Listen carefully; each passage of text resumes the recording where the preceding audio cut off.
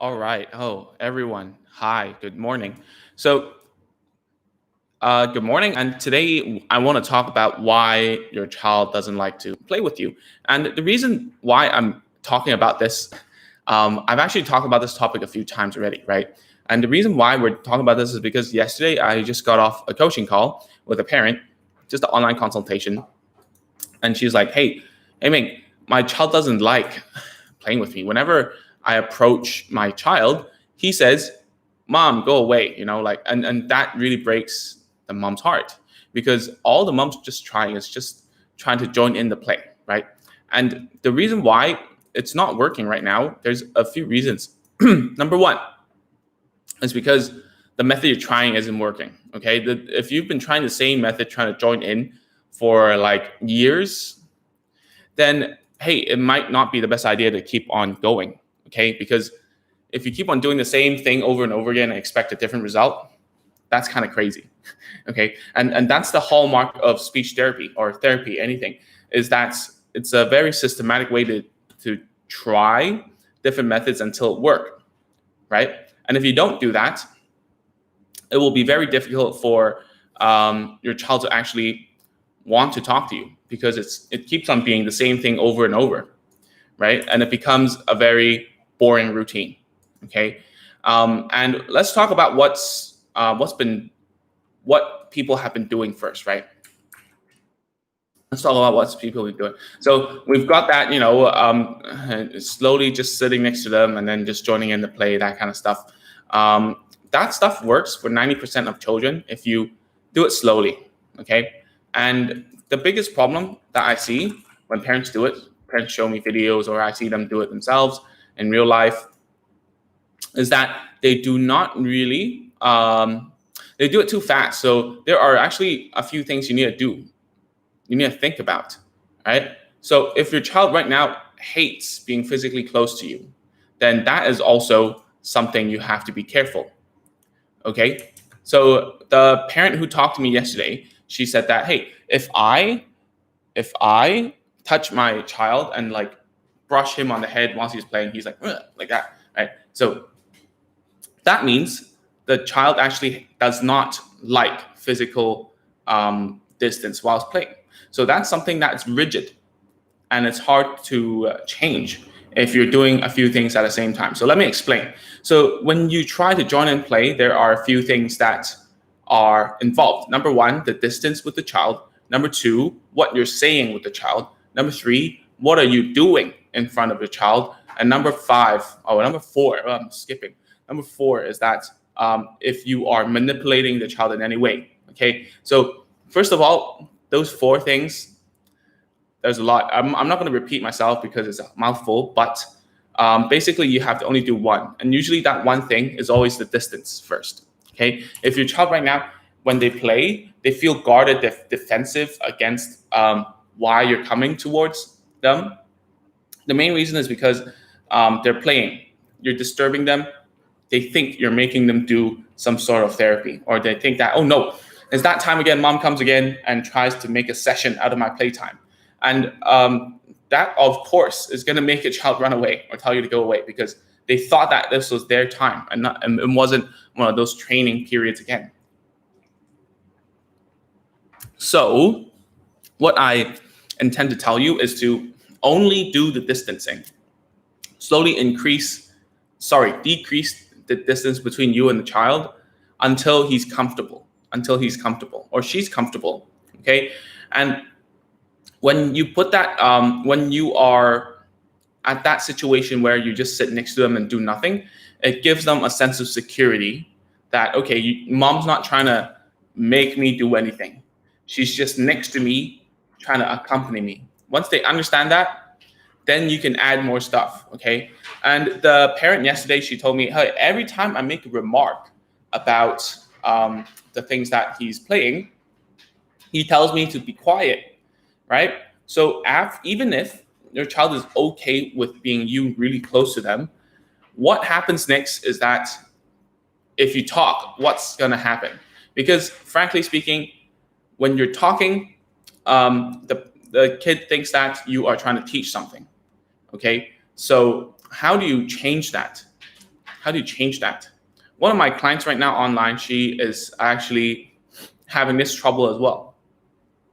So she would spontaneously by herself, like naturally just ask a lot of questions and command a lot, right? That's why when I was looking at the child's face on the video, his face was like this. He was like, yeah, like that. And he was like moaning and nagging, right? And the reason behind it is because he was playing, you disturbed him, and you're giving instructions for no particular reason. It's not fun for him. It's only the reason why you want him to do it is because you want it to happen. That's all, right? There's no particular reason why you would ask your child to, oh, give me that hot dog, put it in the sauce, and give it to mom, right? It's literally not fun for them to do that. It might be if your child is actually like leading the play. But usually if we're talking about a delayed child, they like to play by themselves because they don't like to be disturbed. Because every time someone talks, they either don't understand it or it's just too much to process at that time. So therefore, I'm asking you to be a little empathetic because I'm trying to be empathetic towards parents because, it's very difficult for you to understand that, hey, sometimes you do get rejected by your child. And for me, I can be very emotionally detached, right? If it doesn't work, it's my fault because, I haven't been fun enough. I haven't been clear enough. And I might have put too much pressure on them and I can adjust. But for parents, it's very, very important that you understand this as well, that you can go through everything like that with a heart that, hey, it's okay to fail. It's okay for them to ignore me this time. It's okay for them to think that we're very annoying, all right? Because, hey, all mothers and fathers and caregivers are annoying. All therapists are annoying. Hey, I do not stop until I get what I want. It's very selfish of me, okay? And that's because I kind of know what's best for them, okay? So what happens next after you get close and you can start talking, all right? This is where you join in the play. This is when you only join in the play, when you're allowed to talk, when you're allowed to touch the kid, and then you can join in the play. So how do you join in? So usually when I talk about join in, do not take what's in your child's hand, okay? That's very rude in their mind. They're like, hey, you come in, you take my toys, you talk to me, what's going on, right? And it's not funner than it is, right? So how do you join in the play? So first of all, you introduce more things to him. And you don't like shove it down his throat. You tell him that, you show him by playing with let's say he's just playing with cards, right? Yesterday, that client, that mom of mine was telling me that, oh, he only plays the train like with just going like back and forth like this for a whole 30 minutes. So she wanted to introduce some tracks to him. But the biggest problem was that she was holding the child's hand and made him go on the tracks, right? That's a big no, because once you do that, it disrupts the child's play pattern.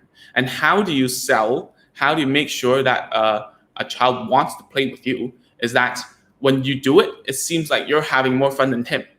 So by the time you're sitting next to your child and being able to touch the child, and talk a little bit, then the next thing is that you play with the same toy, but you are having fun yourself, okay? And this is something hard to do.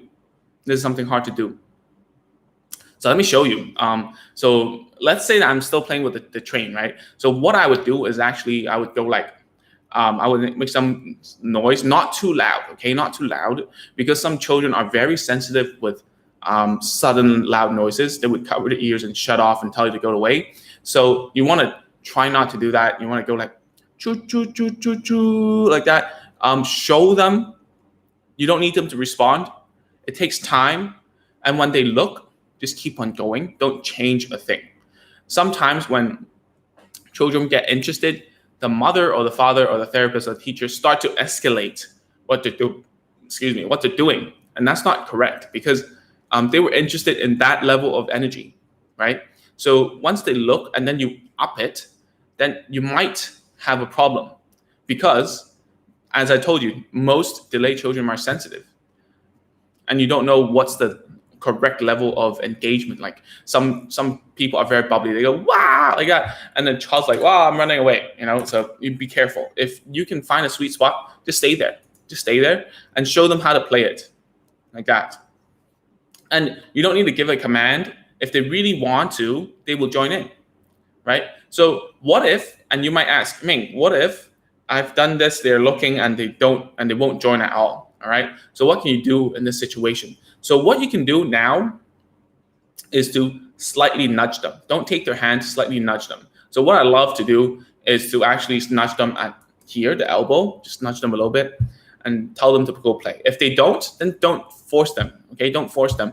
Just keep on playing yourself. This whole process might take a whole week, all right? The last time we did it with in physical before the pandemic, yeah, it was with a mother and an 11-year-old girl, and whenever she was playing, the mom wanted to join and she was like, yay, hello. And then the girl's like, hey, mom, go upstairs. It was heartbreaking. And how we did it was basically going through those steps, right? Number one is to increase the distance slowly until you can touch her, you can sit next to her without her being angry or telling you to go away.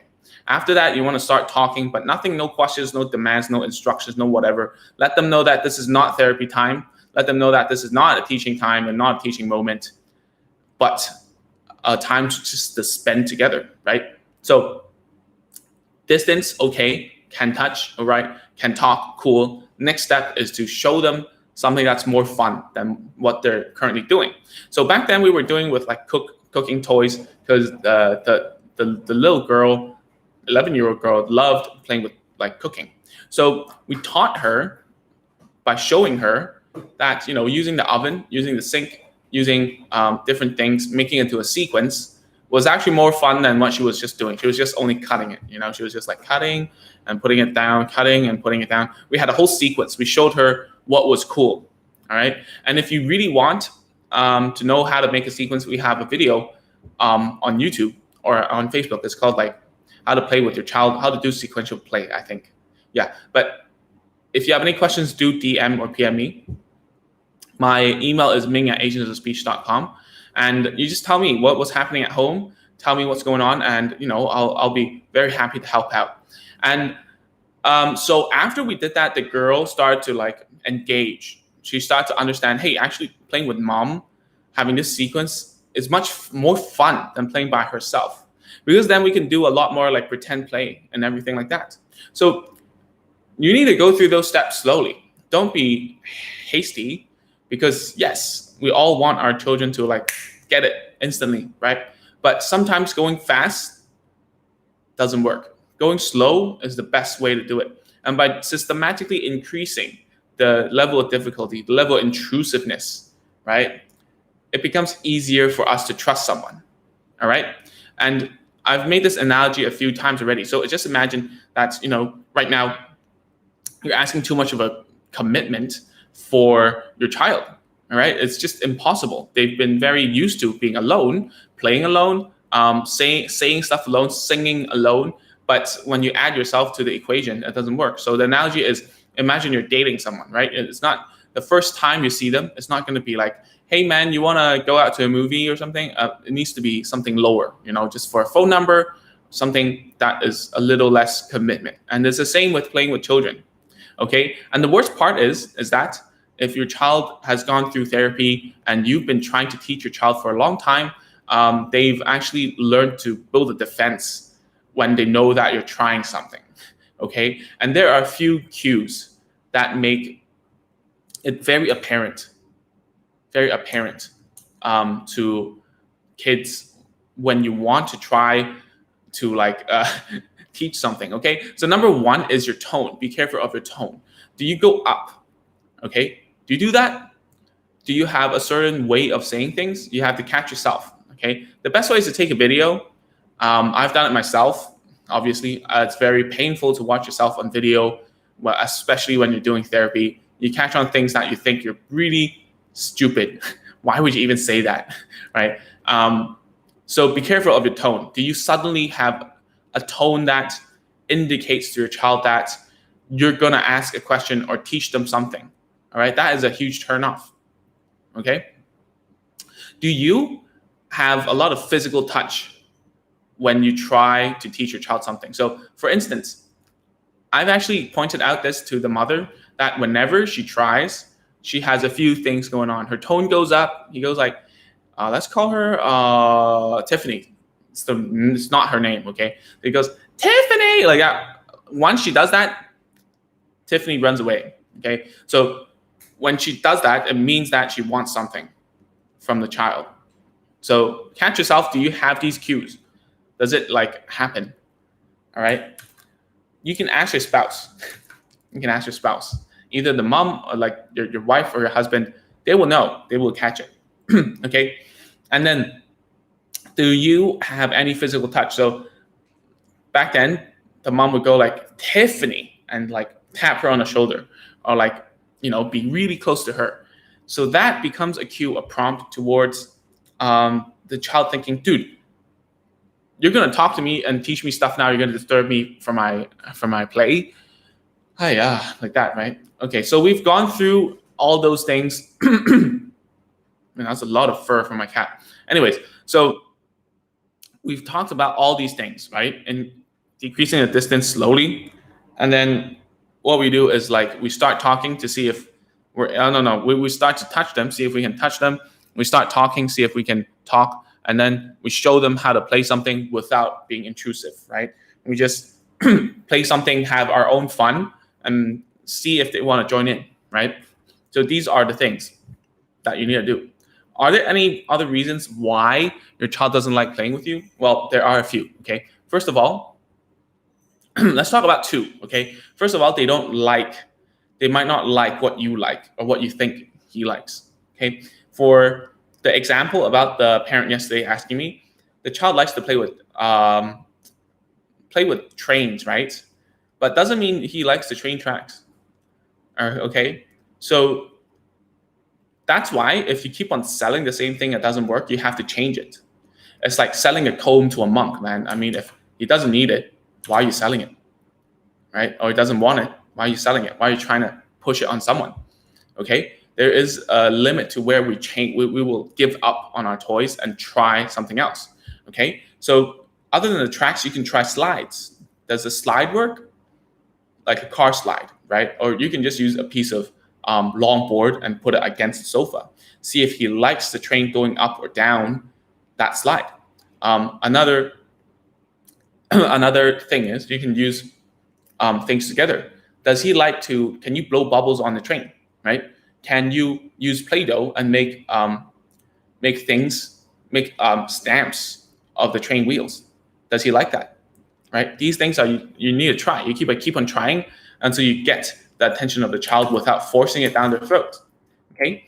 And the second reason why is because they don't know how to play. Their imagination hasn't gone up to there yet, okay? And or they don't have the world knowledge. They don't understand that, oh, actually train goes on tracks. I didn't know that. Of course, it's not fun if you don't know that. Yeah. And I've said it multiple times here. If you're watching this for the first time, thank you very much for watching. I do this every Monday, Wednesday, Friday, as much as I can because I'm more free now because of the quarantine. And I'm not going to work anytime soon. Probably next month, but needs to be very safe. But anyways, I've been talking about how, if a child doesn't understand or has that experience, it's very hard to enjoy something. All right. And it's the same for us. If I don't know about basketball and I watch a basketball game, it's super boring for me. Don't understand it. Right. Don't understand how computers work. You talk to me about computers, I'll instantly just shut off. Okay. So it's the same. So you need to make sure that it's something that they understand. If they don't understand, make sure you try to teach them, not by forcing it down their throats, but at least during those therapy times that you've blocked out. Those are the times that your child is actually okay with you disturbing because they're used to you disturbing. All right. So these are the reasons why your delayed child doesn't like playing with you. All right. It's not because you're not fun enough. It's not because you're not bubbly. It's not because you're bad or anything. It's because you give off a vibe, give off a feeling that you're trying to teach something when they are playing. Okay. So remember that, catch yourself, try to analyze the situation, take some videos. I know it's very difficult and it's time consuming to watch yourself over the video. It sucks. I know it.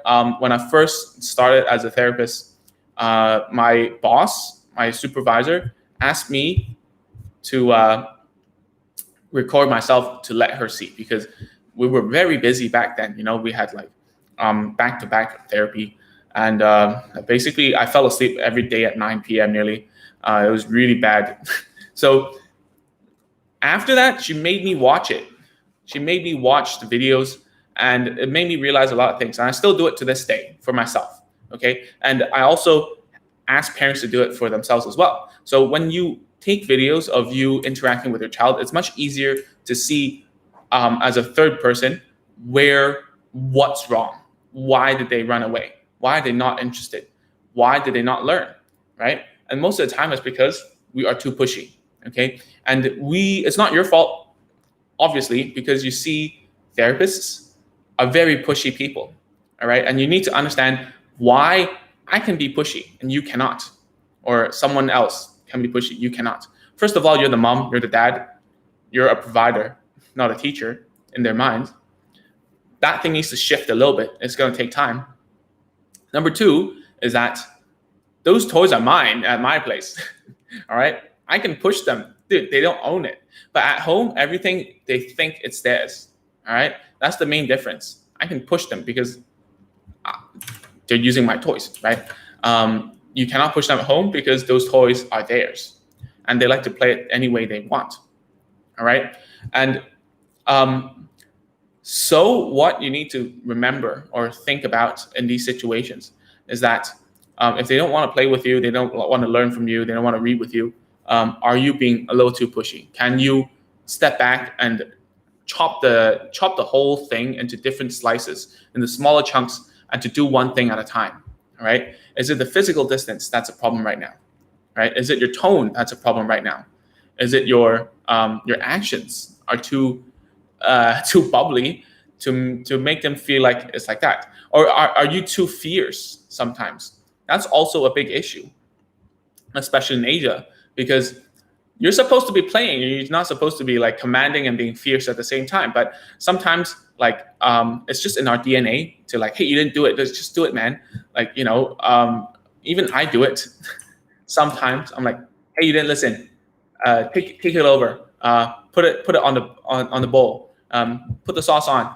But that's not the way how you should play. That's a tone for like telling them to do something. And of course, a lot of children who are very obedient will listen very nicely, but their faces will tell everything because they don't really enjoy it. Okay. So if you have any questions, do put it here. If you're watching on this recording, do put it in the comments so I can read it and I'll get back to you ASAP. And at the same time, thank you so much for checking out these lives. I don't have much to say about this. I've basically summed it up pretty well this time because I've actually said it yesterday already. So it's much more clearer in my mind now and I can just share it with you, okay? If you have any questions about it or anything specific, you can DM me, PM me, or just email me is the best. Emailing is the greatest thing. So you can email me at ming@agentsofspeech.com and you can ask me anything there and I'll try my best to answer you, okay? With that said, thank you so much. This will be the end of our morning live today. We'll be going live again on Friday. Again, okay? And I'll see you then. And for this week, we haven't been putting out new YouTube videos. And the reason why is because I've been thinking about what's the best videos that have the best results for parents, because some of them are too theory heavy, I believe. So if you have any questions or any suggestions, just put it here, let me know, and I will know what to do, okay? So that's it. Thank you. I'll see you on Friday. Bye.